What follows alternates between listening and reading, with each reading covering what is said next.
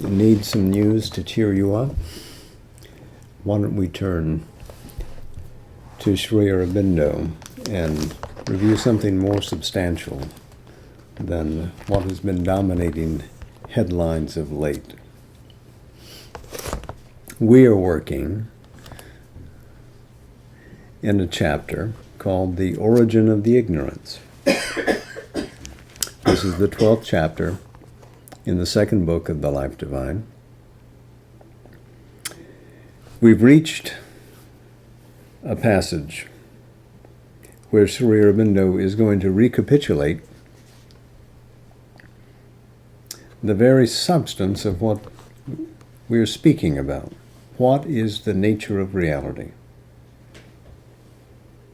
We've seen over these couple of years that we've been looking into this, that this concept of Satchitananda is absolutely critical to his philosophy.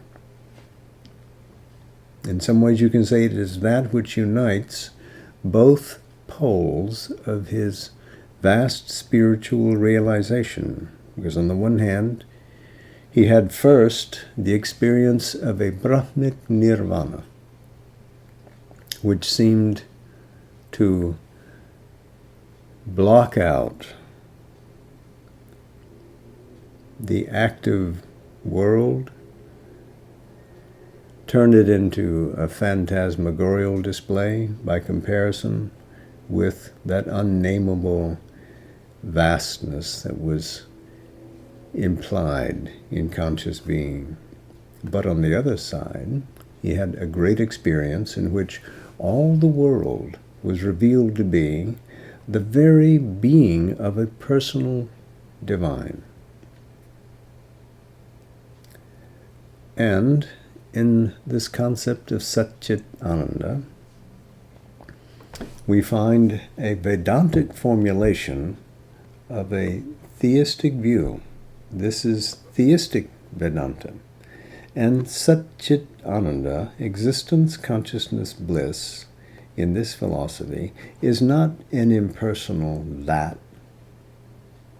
It is a being who is conscious of his own essence and extension, of his own power. And what rises from the interplay of consciousness as being is a field of delight.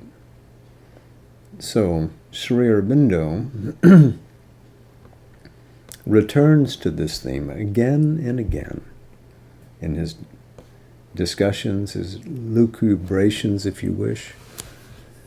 So we are coming to it immediately tonight. We begin with a paragraph that reads, "This something is, as Vedanta insists, and as we have throughout insisted, in its manifest nature, Satchitananda, a trinity of absolute existence, consciousness, and bliss." Trinity, let's remember what that means. Threefoldness. It means tri-unity. Not three things cobbled together, but three things which are one. A trinity of absolute existence, consciousness, and bliss. It is from this primal truth that we must start in approaching the problem. And it is evident then that the solution must be found in an action of consciousness manifesting itself as knowledge, and yet limiting that knowledge in such a way as to create the phenomenon of ignorance. And since the ignorance is a phenomenon of the dynamic action of force of consciousness, not an essential fact, but a creation, a consequence of that action, it is this force aspect of consciousness that it will be fruitful to consider. So it is the compression of consciousness through forceful movement within the conscious field of being that results in ignorance. But it is not as primary an aspect as consciousness itself. It is something derived from the action of consciousness. To understand it, we have to look at this force aspect. And so he goes on. Absolute consciousness is in its nature absolute power. The nature of Chit is Shakti. Chit is the Sanskrit word for consciousness. Shakti is the Sanskrit word for power. Force, or Shakti, concentrated and energized for cognition or for action in a realizing power, effective or creative. The power of conscious being dwelling upon itself and bringing out, as it were, by the heat of its incubation, the seed and development of all that is within it, or, to use a language convenient to our minds, of all its truths and potentialities, has created the universe. So, Shakti has created the universe. It extends itself through tapas in the creation. There's a footnote. We need to look at it. Tapas means literally heat. Well, tapas is a word that comes from tap, which means to heat. Tapas means literally heat. Afterwards, any kind of energism, ascesis, austerity of conscious force, acting upon itself or its object. The world was created by tapas in the form, says the ancient image, of an egg, which, being broken again by tapas, heat of incubation of conscious force, the Purusha emerged, soul in nature, like a bird from the egg. Now these are passages that you can find in the Shatapatha Brahmana. You can also find this in the Chandogya Upanishad, I think in the 3rd chapter, the 19th verse right at the beginning.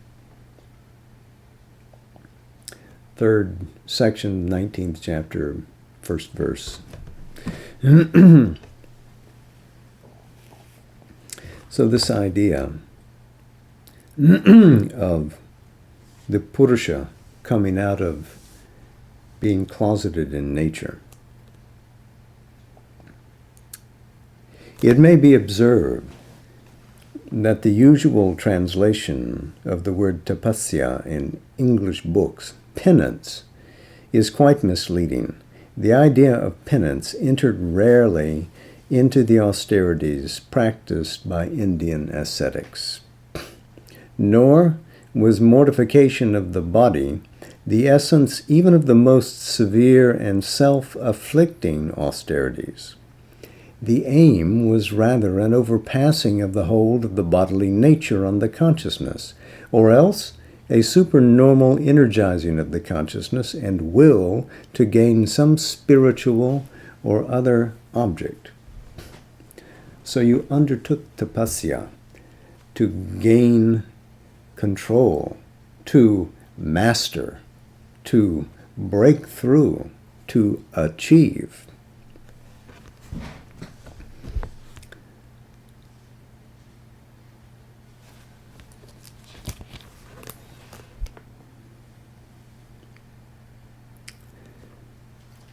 He continues, if we examine our own consciousness, we shall see that this power of its energy, applying itself to its object, is really the most positive dynamic force it has. By that, it arrives at all its knowledge and its action and its creation.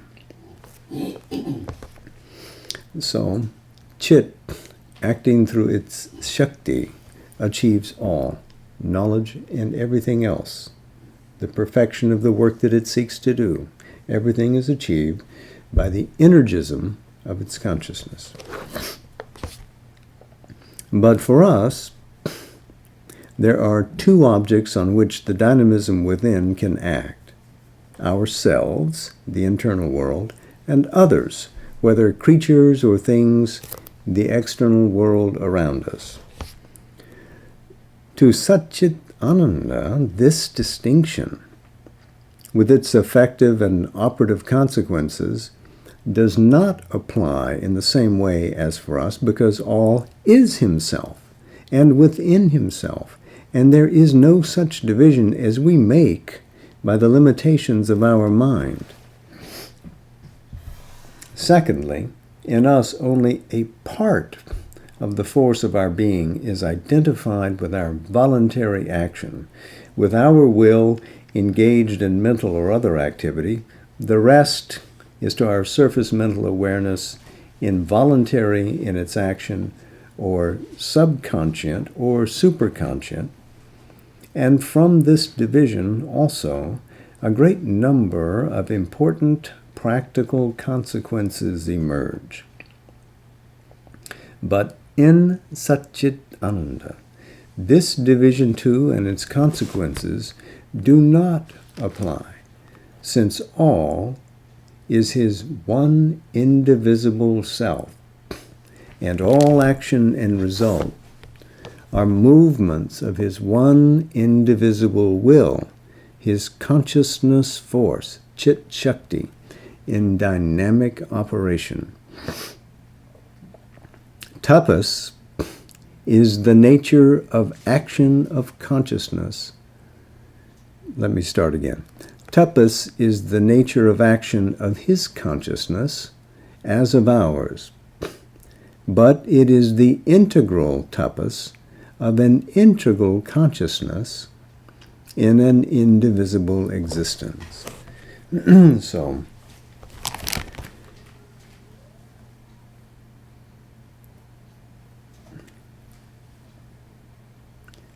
for us, we distinguish between self and other. For us, our experience is not total. Even in our awareness, as vast as it becomes, we're not able to penetrate the subconscious beneath us. We're not able to penetrate the superconscious above. These things seem to be outside our ken, beyond our realm. We have no personal control. We do not identify with them. We relate fitfully with others, and occasionally with deeper and higher states of consciousness. But to Satchit Ananda, these divisions and these distinctions do not apply, because all occurs and dwells within that single being.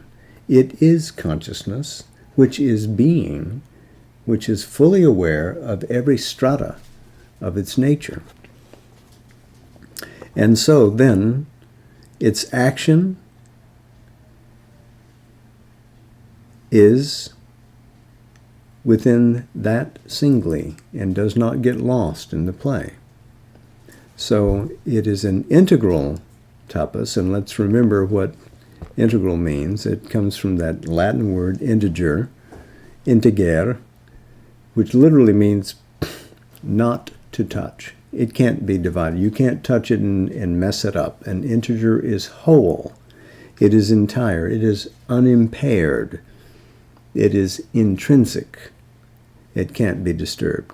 So an integral tapas in an integral consciousness in an indivisible existence describes the nature of Satchit Ananda.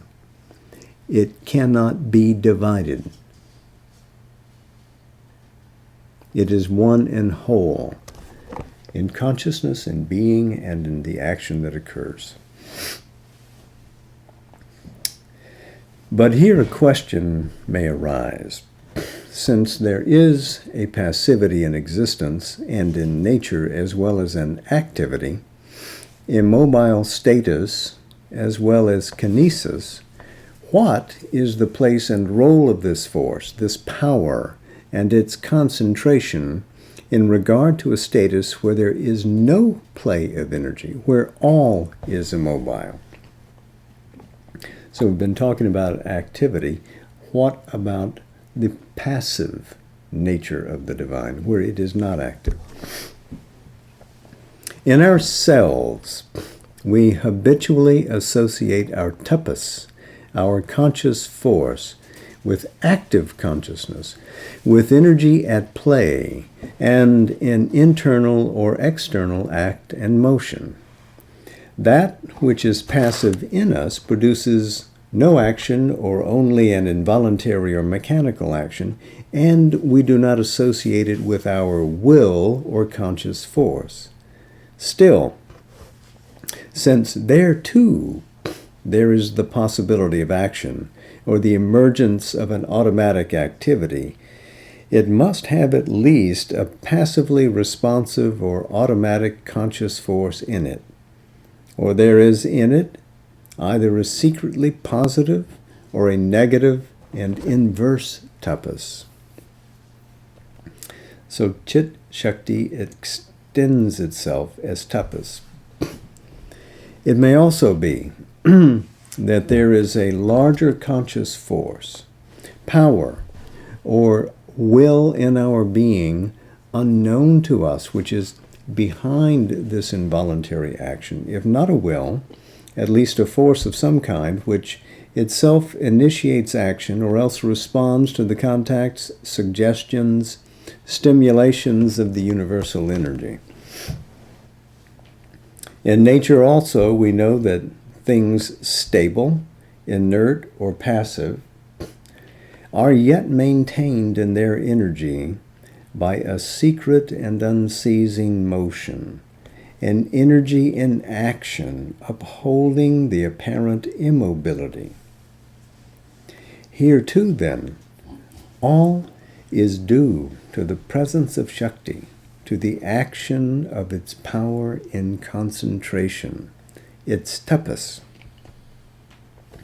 But beyond this relative aspect of status and kinesis, we find that we have the power to arrive at what seems to us an absolute passivity or immobility of our consciousness in which we cease from all mental and physical activity.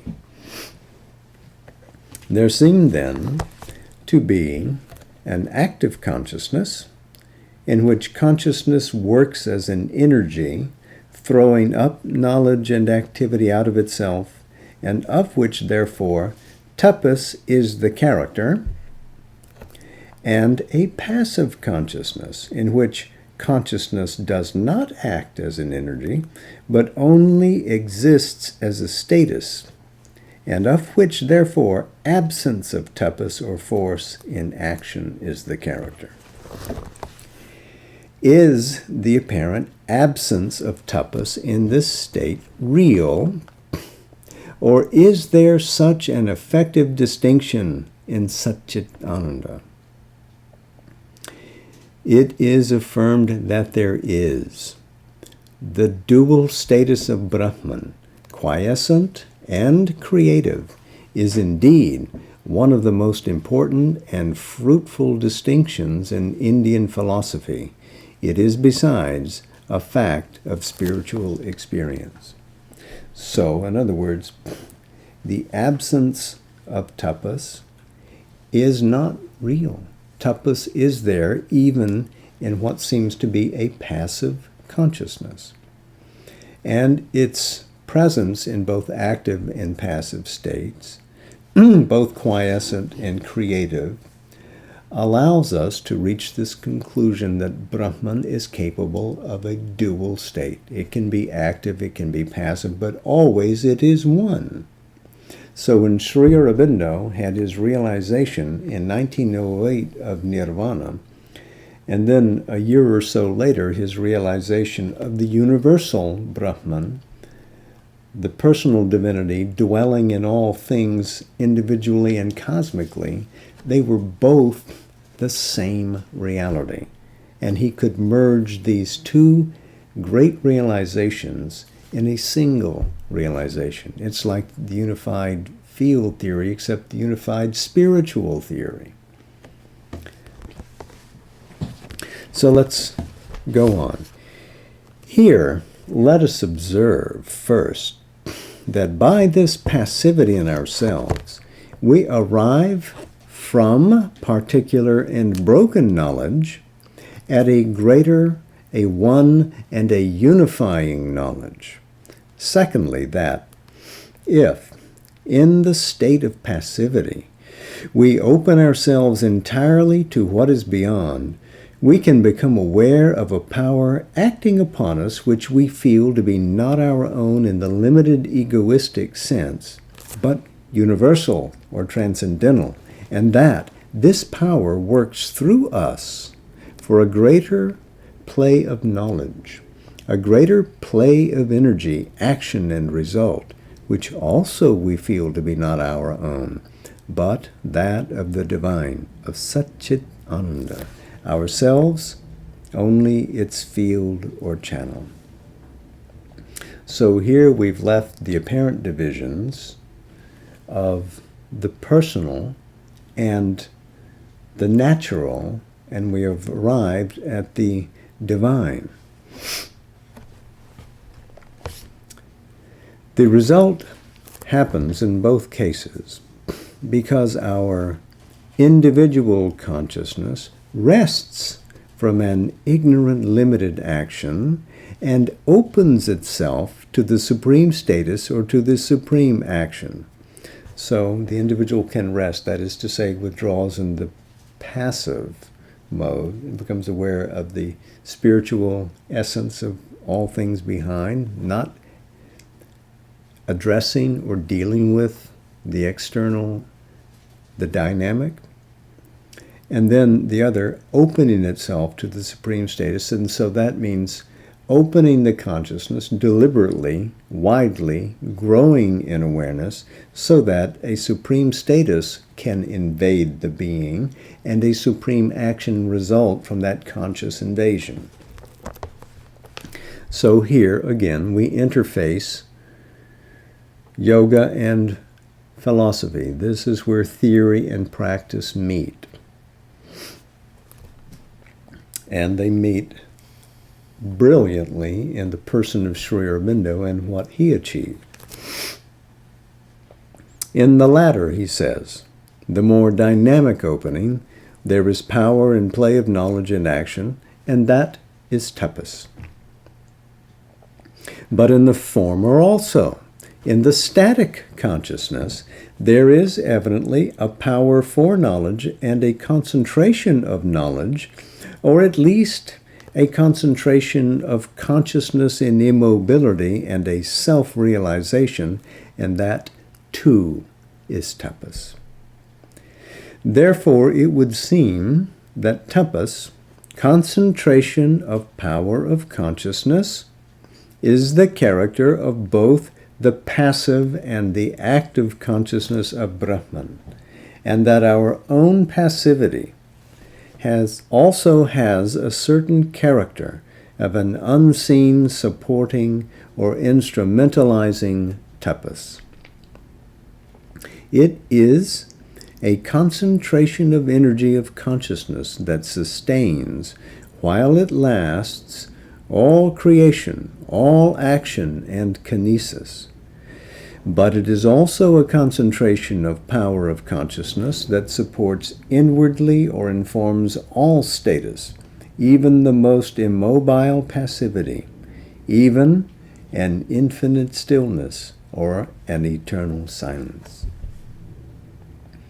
So whether we're talking about the energizing of a consciousness which becomes cosmic in its extent, or we're talking about holding that consciousness entirely within, in the passive reserve of the blanked Atman awareness, where nothing moves at all.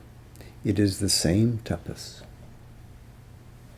at rest and at play.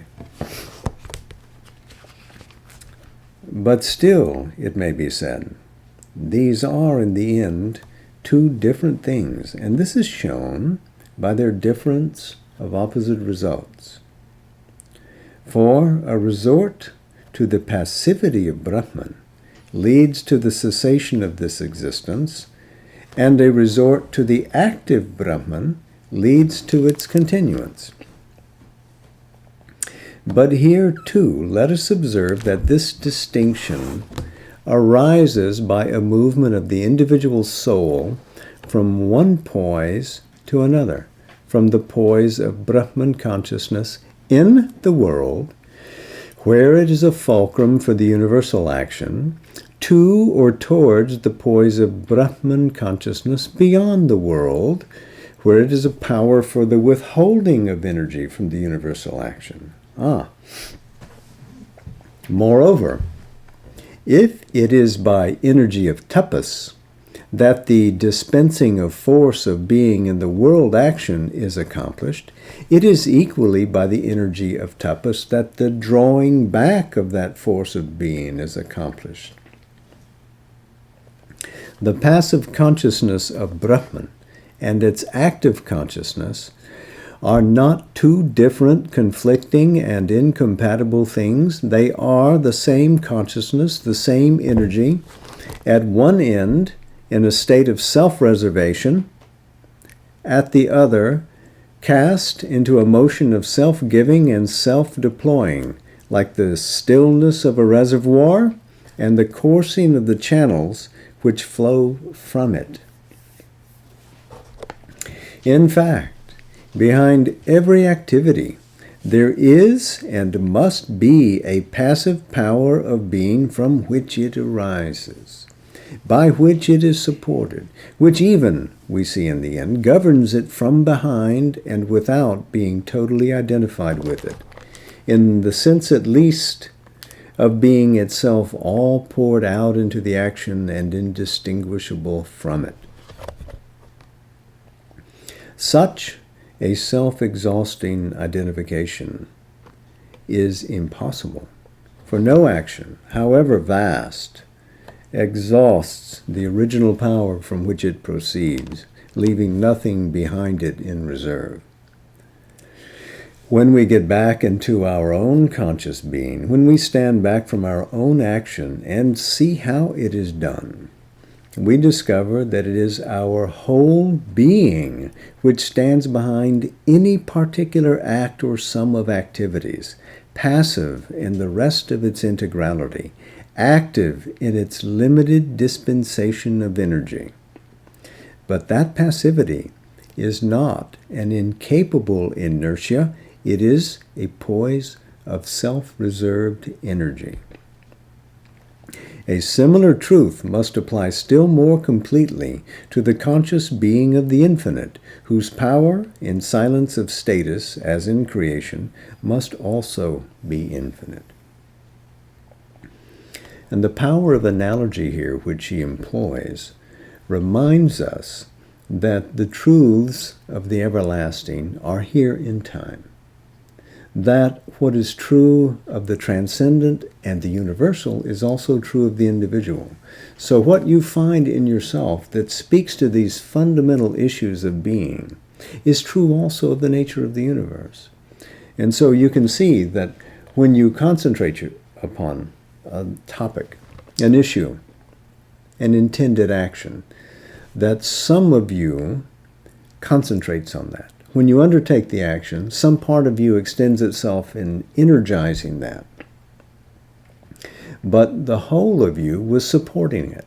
And just so it is with the divine. The divine energizes and establishes the cosmos, dwells within it.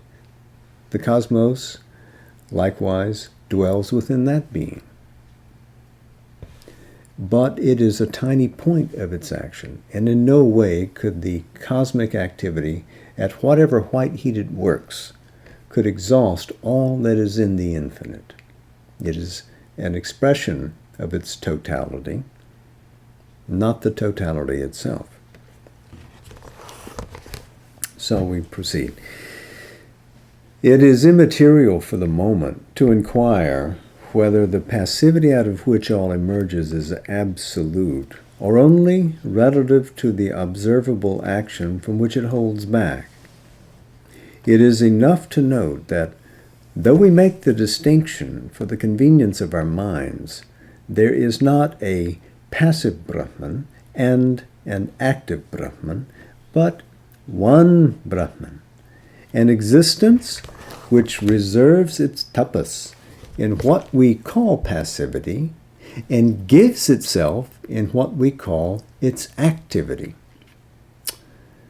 For the purposes of action, these are two poles of one being, or a double power necessary for creation. The action proceeds on its circuit from the reservation and returns to it, presumably, the energies that were derived, to be again thrown out in a fresh circuit. The passivity of Brahman is tapas, or concentration of its being dwelling upon itself in a self-absorbed concentration of its immobile energy. The activity is tapas of its being releasing what it held out of that incubation into mobility and traveling in a million waves of action, dwelling still upon each as it travels and liberating in it the being's truths and potentialities. There, too, is a concentration of force, but a multiple concentration, which seems to us a diffusion. But it is not really a diffusion, but a deploying. Brahman does not cast its energy out of itself to be lost in some unreal exterior void, but keeps it at work within its being, conserving it unabridged and undiminished in all its continual process of conversion and transmutation. The passivity is a great conservation of Shakti, of tapas supporting a manifold initiation of movement and transmutation into forms and happenings. The activity is a conservation of Shakti, of tapas in the movement and transmutation. As in ourselves, so in Brahman, both are relative to each other. Both simultaneously coexist, pole and pole, in the action of one existence.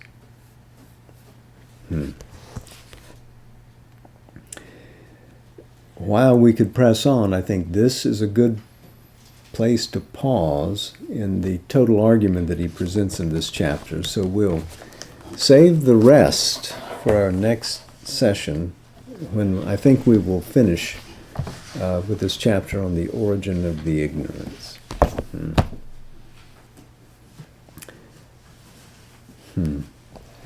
So, let us turn to Savitri now. This time, reading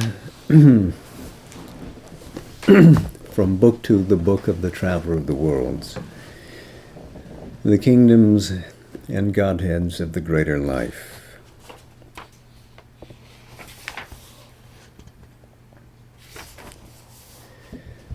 On every plane, this greatness must create.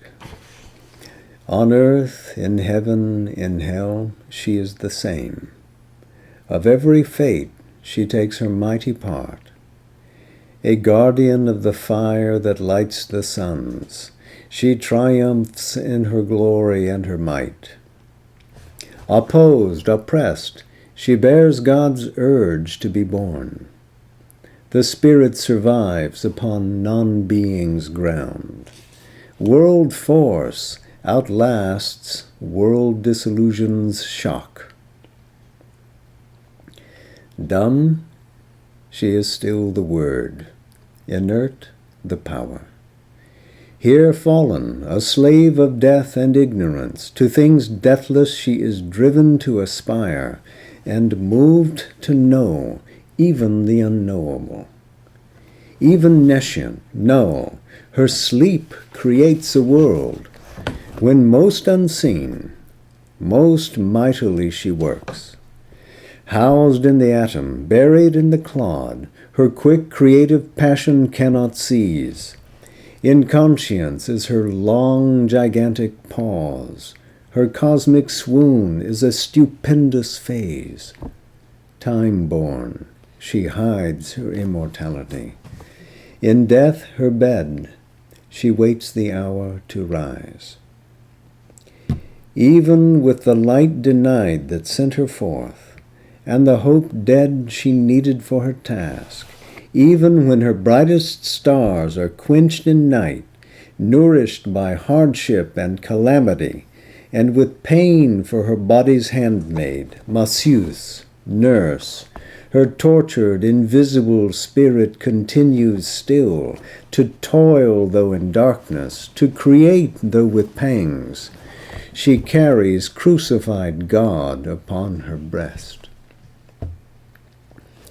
In chill, insentient depths, where joy is none, immured, oppressed by the resisting void, where nothing moves and nothing can become, still she remembers, still invokes the skill the wonder-worker gave her at her birth, imparts to drowsy formlessness a shape, reveals a world where nothing was before.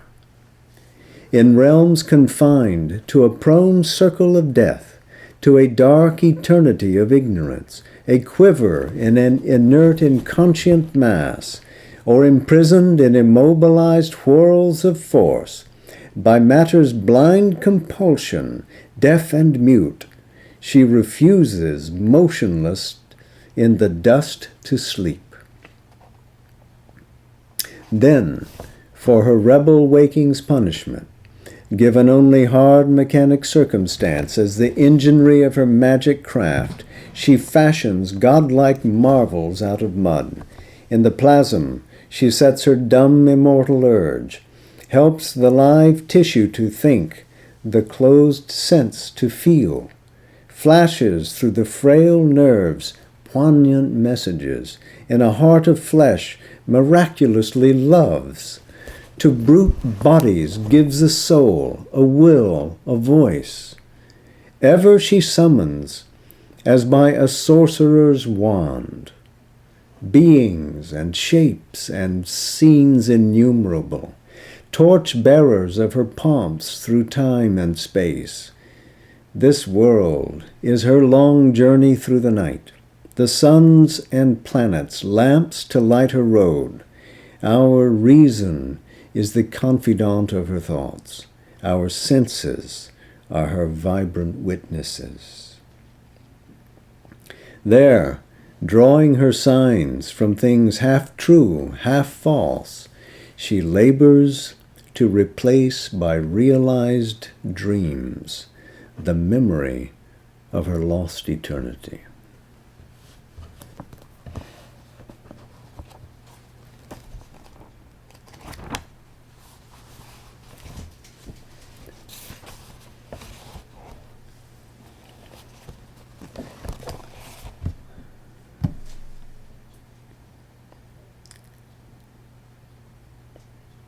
There was an occasion earlier this week where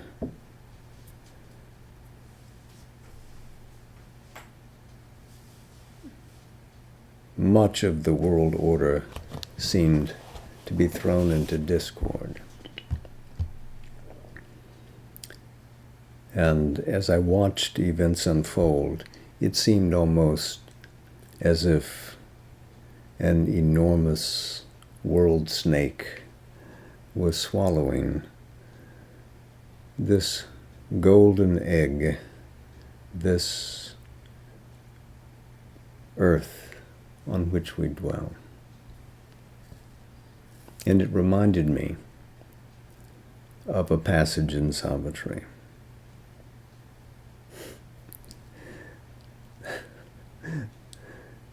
What can this darkness do? If it swallows this golden egg, that egg is inside it. Here's a set of lines that I was reminded of. This is from the Book of Beginnings, the Yoga of the Spirit's Freedom and Greatness, Book 1, Canto 5.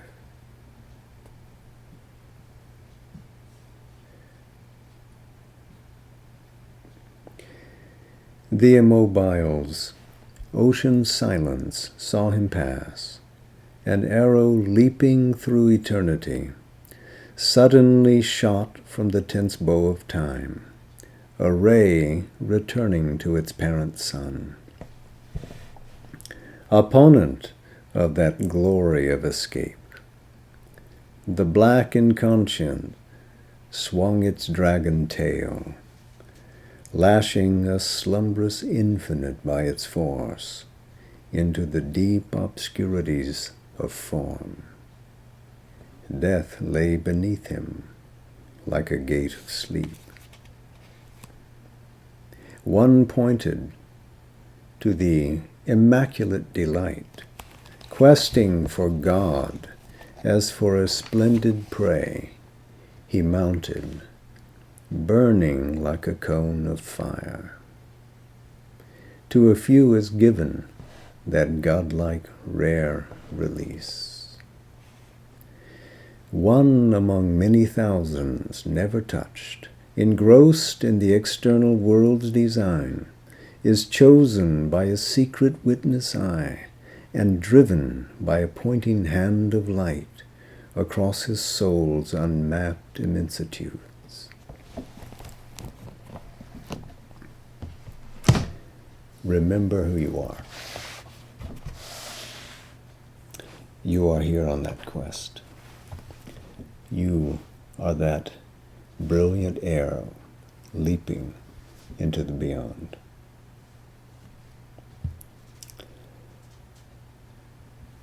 Shake off that darkness. Be your luminous soul.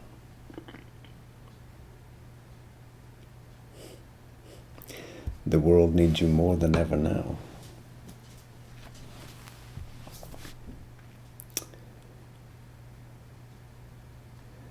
Until next week. Om. Namaste. Jai Ma. To my friends on Zoom.